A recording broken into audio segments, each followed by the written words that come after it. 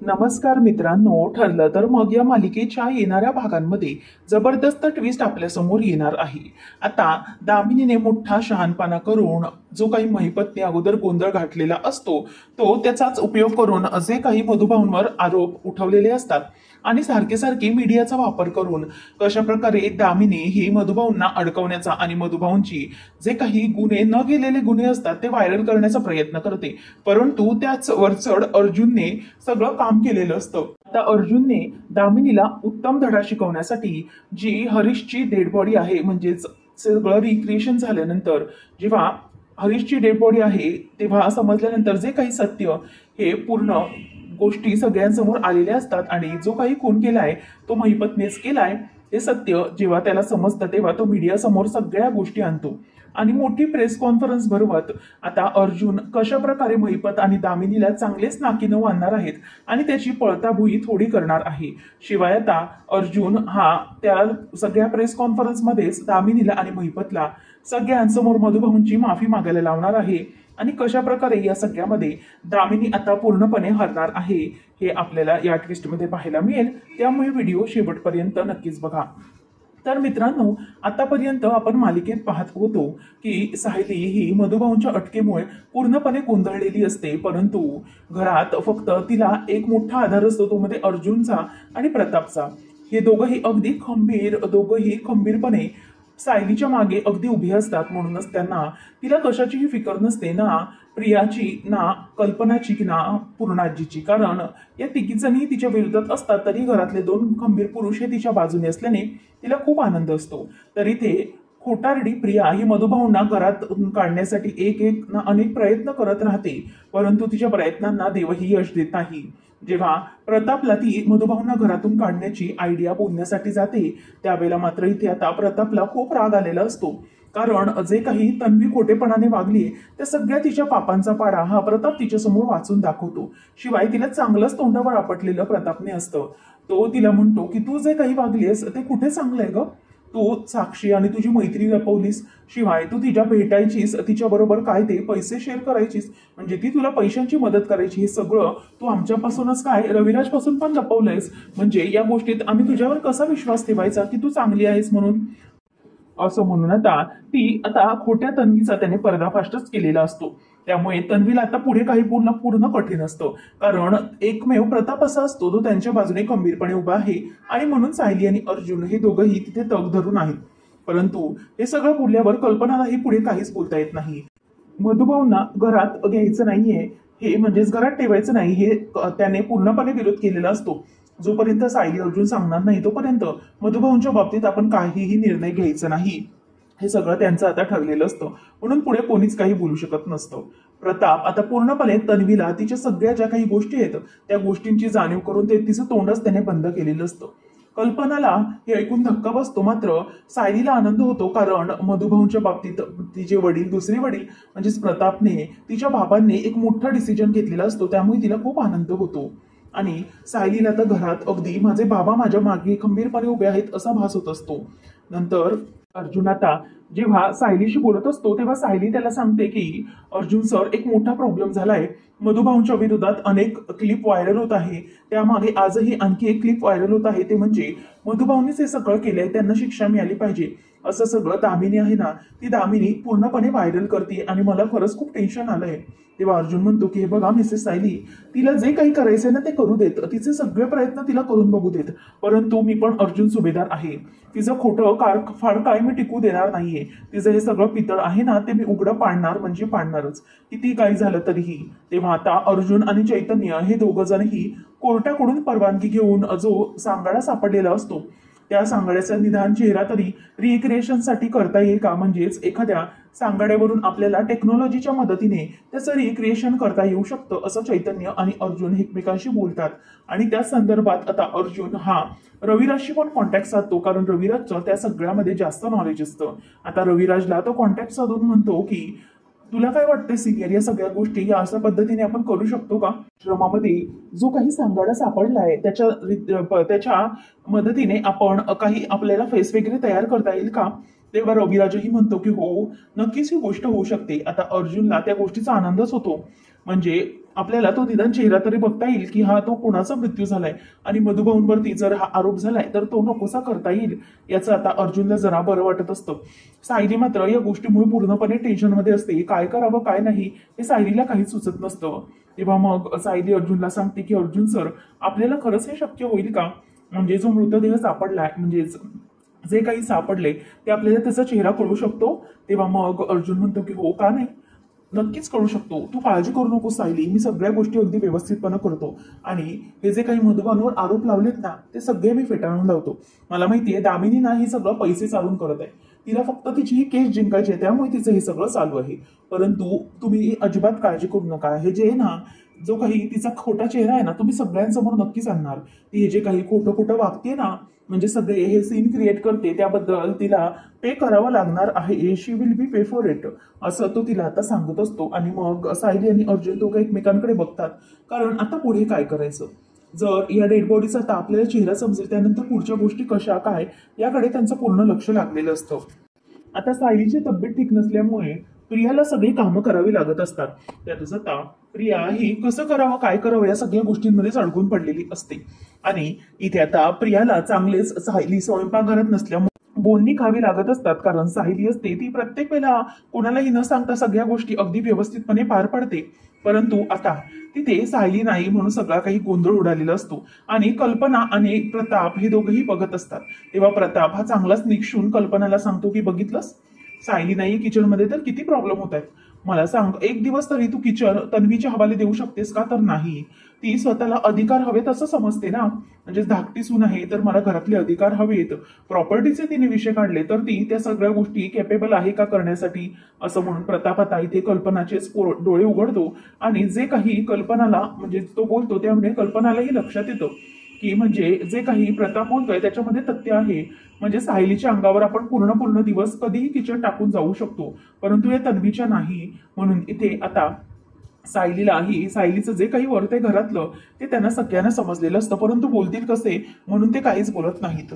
तर इथे सायली आणि अर्जुन हे दोघं जणही ठरवतात की आपल्याला आता तो चेहरा जो आहे सांगाड्याचा तो रिक्रिएट करून मिळेल, म्हणून आपण जाऊया आणि नक्की तिथे काय झाले ते सगळं बघूया. असं म्हणून आता सायली आणि अर्जुन हे दोघं जणही तिथे जायला निघालेले असतात. त्याच वेळेला आता तिथे निघत असताना प्रियाचं लक्ष त्यांच्या दोघांवरही असतं. नेमकं हे काय करतायत, कुठे जातात याचा विचार तिच्या डोक्यात असतो, कारण हे जे काही खबर आहे तिला महिपत पर्यंत पोहोचवायची असते. म्हणून प्रिया आता पूर्ण लक्ष देऊन असते की मला या सगळ्या गोष्टींमध्ये महिपतला कळवलं पाहिजेच. परंतु प्रियाला जरासाही थांगपत्ता ते लागू देत नाहीत की कुठे जाणार आहेत काय करणार आहेत. आता प्रिया मात्र घाबरलेली असते की मी काय करू, हे दोघं कुठेतरी चाललेत हे नक्की, पण नक्की कुठे चाललेत, यांना एखादा काही क्लू वगैरे मिळालाय का? मला त्या अण्णाने सांगितलंय की यांच्यावर लक्ष ठेव, आणि जर मला यांच्यावर लक्ष ठेवता आलं नाही तर नेमकं काय करणार. परंतु तिथे आता तन्वी ही जरा जरी इकडे तिकडे झाली तर प्रतापचं तिच्यावर पूर्ण लक्ष असतं. प्रताप अगदी व्यवस्थित तिला सांगतो की अगं तन्वी, तू इथे तिथे टंगळमंगळ काय करतेस, जा अगं विमलला तू किचनमध्ये मदत करणार होतीस ना, असं म्हणून ते तन्वीला किचनमध्ये जायला सांगतात. आता तन्वी विचार करते की बापरे, माझ्या बाबतीत हे सगळं काय घडतंय. म्हणजे आतापर्यंत मी व्यवस्थितपणे या घरामध्ये होते, परंतु या म्हातारीने तर मला नकोसं करून सोडलंय. प्रत्येक गोष्टीत माझ्यावर लक्ष ठेवलंय, अगदी वॉच ठेवल्यासारखं. जेवढा माझा नवराही माझ्याकडे बघत नाहीये तेवढं हा माणूस म्हणजेच प्रताप हा माझ्याकडे लक्ष देऊन आहे. असं सगळं आता तन्वीला राग येत असतो, परंतु तिला कोणालाही काही सांगता येत नसतं. परंतु तन्वीचे जे चेहऱ्यावरचे जे सगळे काही हावभाव आहेत प्रतापने अगदी व्यवस्थितपणे टिपलेले असतात, कारण ती जे काही वागते ते सगळं वागणं हे त्याच्या ध्यानात अगदी व्यवस्थित येत असतं. आता हळूहळू तन्वी कशी आहे, नेमका तिचा मूळ स्वभाव काय हे प्रतापच्या लक्षात येतं. म्हणून प्रताप हा अर्जुन सायलीकडे लक्ष देणाऱ्या प्रियाला तिथून बाजूला करून किचनमध्ये सारतो. आणि मग ती म्हणते की बाबा हो ना, नका काळजी करू तुम्ही, मी करते सगळं व्यवस्थित करेन, मी नका घाबरू, असं म्हणून आता ती त्याला सांगत असते. पण मनातल्या मनात मात्र इथे त्याला शिव्या घालत असते. जर हा माणूस इथे बसला नसता तर मग मला या सायली आणि अर्जुनच्या मागे जाता आलं असतं आणि बघता आलं असतं की नक्की यांचं सगळं काय सुरू आहे ते. मरुदेत असं म्हणून ती आता खूप वैतागलेली असते. आणि त्यानंतर अर्जुन आणि सायली इथे आता त्या रूममध्ये येतात, म्हणजे लॅबमध्ये येतात, जिथे टेक्निशियनच्या मदतीने जो चेहरा असतो, म्हणजे जो मृतदेह सांगाडा सापडलेला असतो त्याच्या मदतीने जो काही फेशियल एक्सप्रेशन म्हणजे स्पेशल टेक्नॉलॉजीमुळे तो चेहरा हा रिक्रिएट करता येणार असतो. तेव्हा मग पटापट ते सगळं करत असतात. अर्जुन विचारतो त्यांना की झालं आहे का, आणि त्याने ही कोर्टाची परमिशन घेतल्यामुळे त्याला हे सगळं करायला मिळत असतं. तेव्हा आता ते झाल्यानंतर तो म्हणतो की हे बघा सर, फेशियल टेक्नॉलॉजीच्या मदतीने आम्ही हा चेहरा तयार करू शकलो आहोत. तर तुम्ही मॅडम प्लीज बघा आणि आम्हाला सांगा की हे म्हणजे हा चेहरा तुम्हाला ओळखता येतोय का. त्यावेळेला मग सायली म्हणते की हो हो, तुम्ही रिक्रिएट करा मग मी बघते. असं म्हणून आता तिथे टेक्नॉलॉजीच्या मदतीने चेहरा हा रिक्रिएटिंग होत असतो. आणि सायलीच्या जीवाला धाकधूक असते की नेमका हा व्यक्ती, हा मृतदेह कोण असेल, म्हणून ती घाबरलेली असते. तेवढ्यातच आता सायली ही तो मृतदेह बघते आणि ते बघितल्यानंतर तिच्या पायाखालची जमीनच सरकते. अर्जुनकडे ती बघते. अर्जुन म्हणतो की मिसेस सायली, काय झालंय, म्हणजे तुला माहितीये का की हा मृतदेह कोणाचा आहे. तेव्हा ती म्हणते की हो, यांना मी ओळखते, हा चेहरा माझ्या ओळखीचा आहे, अगदी जवळच येते. मग अर्जुन म्हणतो की कोण आहेत नक्की सांग ना. तेव्हा मग सायली म्हणते की हे हरीश काका आहेत. हरीश काका. तेव्हा मात्र आता अर्जुनला थोडंफार आठवत असतं हरीश, कारण स्टेटमेंट कोर्टामध्ये देत असताना हरीशने स्टेटमेंट दिलेली असते मधुभाऊंच्या विरोधामध्ये. तेव्हा मग आता सायली म्हणते की हे तर हरीश काका आहेत, मग यांचा फोन कसा काय झाला. तेव्हा आता अर्जुन म्हणायला लागतो की मिसेस सायली, हे काय ना अगदी वेगळं आहे, म्हणजे ही केस कुठेतरी वेगळंच वळण घेते. तेव्हा मग अर्जुनला सायली सगळ्या गोष्टी सांगते, जे जे काही घडलंय त्या सगळ्या गोष्टी, म्हणजे हरीश काकाच्या बद्दलची सगळी हिस्ट्री ती अर्जुनला सांगायला लागते की कशा प्रकारे हरीश काकांनी मधुभाऊंच्या विरोधात विरोधात कोर्टामध्ये साक्ष दिली होती आणि त्याच वेळेला तिला खूप राग आलेला असतो. मधुभाऊंच्या विरोधात त्याने आश्रमामध्ये काळे धंदे चालतात वगैरे, हे सगळ्या काही गोष्टी या कोर्टामध्ये सांगितलेल्या असतात. त्यामुळे त्यांना खूपच जास्त सायलीला चिड आलेली असते आणि सायली ही त्यांना ओरडते की तुम्ही हे सगळं काय केलं हरीश काका, म्हणजे तुम्ही मधुभाऊंना तर अगदी चांगलंच ओळखताना की ते असं काहीच करू शकत नाहीत, परंतु तरीही तुम्ही कोर्टात कोटी साक्ष का बरं दिलीत. आणि या सगळ्याच्या मागे नक्की काय रहस्य असू शकेल, कारण जर एखादी व्यक्ती ही महिपतच्या बाजूने साक्ष देत आहे तर मग त्या व्यक्तीचा खून कसा होऊ शकतो. मग अर्जुनला हळूहळू सगळ्या गोष्टी लक्षात येऊ लागत असतात. तेव्हा मग अर्जुन म्हणतो की मिसेस सायली, मला एक गोष्ट सांगा, जेव्हा हरीशशी तुम्ही बोलत होतात तुमच्या आसपास कोणी होतं का. तेव्हा तिच्या लक्षात येतं की हो, आसपास माझ्या तिथे प्रिया होती, म्हणजे प्रियानेच आम्हाला सगळं पाहिलं होतं आणि प्रियानेच हे सगळं जर महिपतला सांगितलं असेल तर असंही चान्स आहे. म्हणजे अर्जुन विचार करतो की सायली, माझ्या एक गोष्ट लक्षात येते की हरीशने महिपतच्या बाजूने साक्ष दिली, नंतर कदाचित जर समजा हरीशकडून त्याच्या जीवाला धोका आहे असं जर महिपतच्या लक्षात आलं असेल तर मात्र महिपत काहीही करू शकतो, तो हरीशला संपवू देखील शकतो. आणि सीसीटीव्ही फुटेजमध्ये आपण मागच्या ट्विस्टमध्ये पाहिलं त्याप्रमाणेच सीसीटीव्ही फुटेजमध्ये सगळं काही क्लिअर दिसतंय की काही गुंड येत आहेत आणि ती जी बॉडी आहे ती बॉडी तिकडेच आश्रमामध्ये घेऊन जातात. मग अर्जुन हा विचार करतो की ज्या गाडीने ते घेऊन आलेत ना त्या गाडीची नंबर प्लेट तर नीट दिसत नाही, परंतु हे सगळे महिपतच्या गुंडाने केलेलं कारस्थान असू शकतं असं अर्जुनच्या लक्षात आलेलं असतं. म्हणून आता अर्जुन खूपच भडकतो. अर्जुन म्हणतो की याचा अर्थ तुम्हाला कळतंय का सायली, हे सगळं काय रचवलंय त्या दामिनीने एकच गोष्ट केली आहे, ती म्हणजे की तिच्या ज्या अशिलाने खून केलाय तोच खून आता मधुभाऊंच्या अंगावरती ढकलायला निघालीये. परंतु मी ना असं अजिबात होऊ देणार नाहीये, मधुभाऊंची यात काहीच चूक नाहीये. तर ज्यांची चुकी आहे ना ते आता रडतील आणि त्यांनाच आता मधुभाऊंची माफी मागायला लागेल. तेव्हा सायली अर्जुनला म्हणते की अर्जुन सर, खरंच तुम्ही खूप करताय मधुभाऊंसाठी, आणि जर तुम्ही नसता तर मग काय झालं असतं. तेव्हा आता हे सगळं कसं घडणार हे सायली त्याला विचारते. तेव्हा आता अर्जुन हा रात्रीच रविराजला कॉल करतो आणि रविराजला तो सांगतो की सिनियर, माझ्या डोक्यात ना एक प्लॅन आहे, तो एक्झिक्यूट करता येईल का. तेव्हा तो म्हणतो की ठीक आहे, बोल अर्जुन, नेमका काय प्लॅन आहे, नक्की काय आहे तुझ्या डोक्यात. तेव्हा मग अर्जुन त्याला म्हणतो की हे बघ सिनियर, ज्या काही गोष्टी घडल्यात, ही दामिनी जी आहे ती मुद्दामच प्रेस कॉन्फरन्स आणि मीडियाचा वापर करून मधुभाऊंना बदनाम करण्यासाठी काही काही गोष्टी काढत आहे. म्हणूनच मला आता एकच गोष्ट करायची, ती म्हणजे की एकदाच तिला बदनाम करायचंय आणि सगळ्या ज्या गोष्टी आहेत ना त्या मीडियासमोर मांडायच्यात. माझ्याकडे पुरावे आहेत जेणेकरून हे सिद्ध होईल की मधुभाऊंनी हा खून केलेलाच नाहीये. तर मग दामिनीने हे सगळं मुद्दाम घडवून आणलंय, हे सगळं मला कळलेलं आहे. आता अर्जुन हा दामिनीसाठीचा जो काम करणारा पारगावकर त्यालाही तिथे आणण्याचा ठरवतो. शिवाय जी पत्रकार असते, ज्या पत्रकारितेने या सगळ्याला म्हणजे दामिनीला मदत केलेली असते, त्या दोघांनाही तो आता आणण्याचं ठरवतो. आणि यात त्यांना तो अगदी पोलिसी खाक्या दाखवूनच सगळ्या गोष्टींच्या वदवून घेतो आणि म्हणून तेही आता आलेले असतात. तर इथे अर्जुनने मधुभाऊंसाठी म्हणजेच त्यांना निर्दोष पूर्ण जगासमोर सिद्ध करण्यासाठी प्रेस कॉन्फरन्स बोलवलेली असते. आता त्या सगळेजण पाहून प्रियाला धक्काच बसतो. प्रिया म्हणते की हे काय सगळं, म्हणजे प्रेस कॉन्फरन्स अर्जुनने बोलवली याचा जराही थांगपत्ता लागू दिला नाही. मधुभाऊ पण टेन्शन मध्ये येतात की आता नेमकं हे सगळं काय सुरू आहे. पुन्हा एकदा हे मीडियावाले माझ्या दारावर आले म्हणजे मला पुन्हा हे प्रश्न विचारून भंडावून सोडतील असं टेन्शन आता त्यांना आलेलं असतं. म्हणून आता मधुभाऊ त्यांच्याकडे बघतच राहिलेले असतात. त्याच वेळेला आता प्रेस कॉन्फरन्स बोलवल्यानंतर अर्जुनने स्वतः बोलवली हे लक्षात आल्यावर सगळ्या जणांना धक्का बसतो की नेमकं अर्जुनच्या डोक्यामध्ये काय आहे. अर्जुनने ही प्रेस कॉन्फरन्स का बरं बोलावली असेल असे प्रश्न सगळ्यांना पडतात. अर्जुन आता सगळ्यांचं वेलकम करतो आणि म्हणतो की येस, तुम्ही माझ्यासाठी सगळेजण फर्स्ट टाइम आलात त्याबद्दल थँक्यू.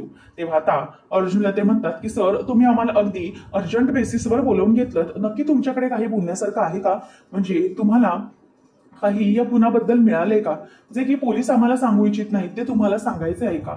तेव्हा अर्जुन म्हणतो की येस, मला तुमच्या सगळ्यांसाठी एक महत्वाची बातमी आहे आणि महत्वाची म्हणजे सगळं तुमच्या समोर क्लिअर करायचं आहे की ही जी दामिनी देशमुख आहे आणि जो महिपत आहे या दोघांनीही मिळून हा सापळा रचलेला आहे. असं म्हटल्यावर आता एकच खळबळ तिकडे सगळ्यांसमोर माजते आणि म्हणतात की काय, म्हणजे ऍडव्होकेट दामिनी देशमुख ज्या इतके हुशार वकील आहेत त्या हे सगळं करतायत. अर्जुन म्हणतो की हो, ही केस जिंकण्यासाठी आणि मधुभाऊंवरती कुठे कुठे आरोप लावून त्यांना अडकवण्यासाठी हे सगळं खेळी रचली जाते.